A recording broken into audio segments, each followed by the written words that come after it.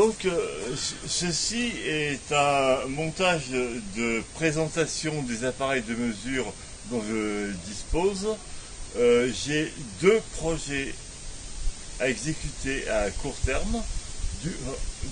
D'une part, dans un premier temps, il est prévu que je publie dans Physical Regulators, the Journal of Quantum Electronics, la théorie complète de mon effet photodiélectrique, maintenant que je dispose de moyens processeurs de logiciels suffisants pour traiter le signal, qui a été décrit dans ma thèse doctorat et sciences sans entrer dans les détails. D'autre part, nous avons un programme de recherche en géophysique à Tenerife actuellement. Je prépare des capteurs très sensibles à effet Zeeman et à capteurs triaxial vectoriel Fluxgate. Ceci en est au stade de test des capteurs magnétiques et des amplificateurs. La sensibilité de l'appareil devrait être de l'ordre de 10 puissance moins 10, 10 puissance moins 11 Tesla, c'est-à-dire entre un dixième et un centième de nano Tesla. L'appareil est dans la phase finale de réalisation. Il me faut environ 500 € pour réaliser des circuits imprimés définitifs, des amplificateurs de préamplification à faible bruit et de détection synchrone. Ensuite, le système sera appliqué à la mesure de magnétisme de roche et de terrain. Théoriquement, le Fluxgate est capable de détecter une aiguille dans une botte de foin à 5 mètres, poussée au maximum de ses sensibilités. Le deuxième projet remonte à plus loin, mais est plus complexe à réaliser également, bien que je dispose déjà de plusieurs des éléments nécessaires. En 1975, le professeur H. Froelich de Liverpool présentait le possible superdiamagnétisme de solutions aqueuses de l'isozyme. J'ai refait cette expérience avec un appareil de ma construction au CEA Saclay en 1977. Bon, et puis en fait, à l'époque, j'ai plutôt étudié la partie diélectrique de la matière, l'effet photodiélectrique, pour arriver à des dispositifs à gaz-ion qui ont la particularité d'avoir une permittivité diélectrique inférieure à 1.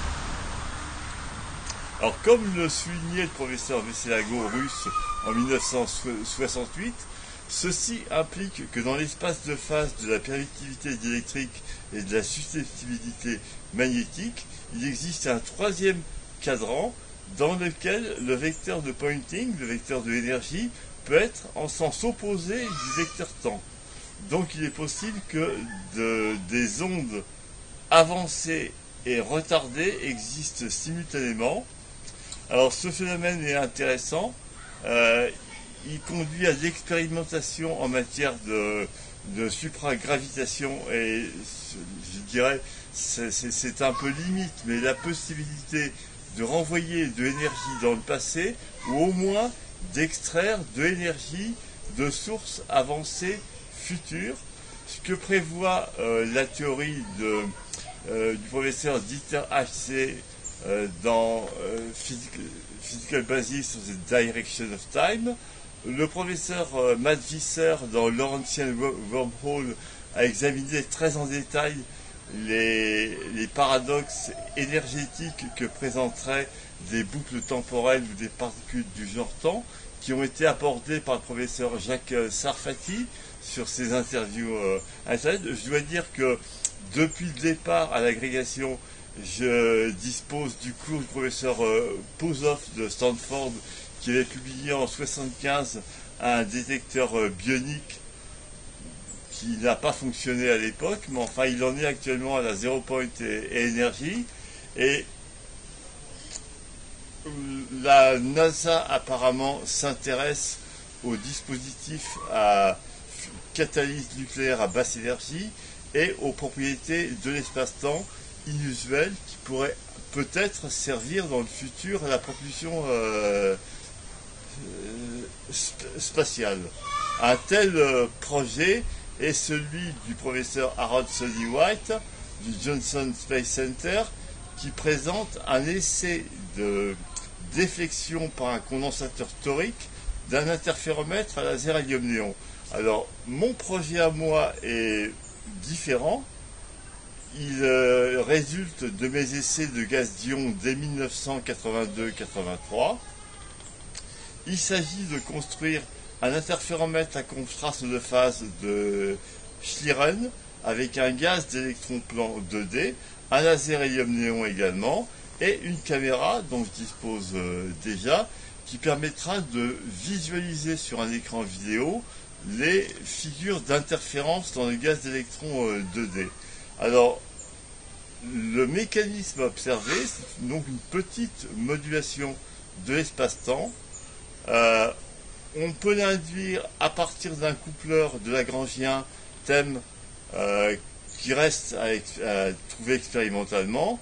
Il y a aussi le professeur Roger Penrose a certaines idées sur la possibilité que la conscience soit partiellement quantique, comme il le présente dans les articles dans le livre de l'Académie des sciences de New York, Causal Consciousness.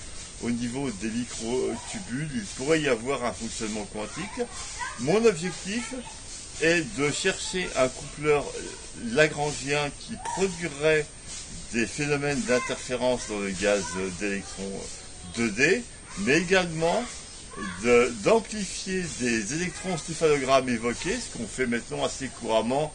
On trouve de plus en plus de montages de ce genre-là décrits dans la presse technique, avec un amplificateur de gain 120 dB à faible bruit et un modulateur de tension à triode.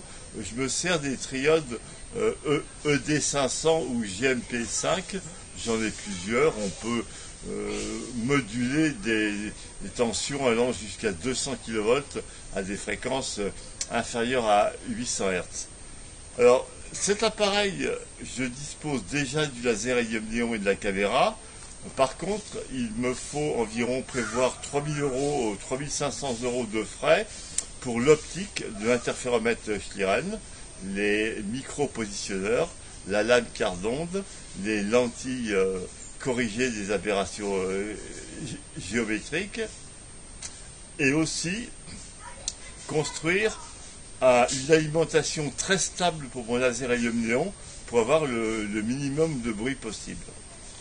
Donc ces deux projets qui sont du domaine de l'espace-temps, disons avec des réserves, il s'agit de petites modulations locales de la symétrie du temps, et d'autre part des capteurs magnétiques extrêmement sensibles pour la géophysique, pour lequel déjà des études sont en cours et j'en fais moi-même avec la fac de Tanarive.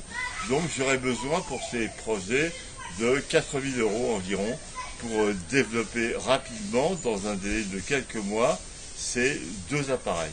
Merci.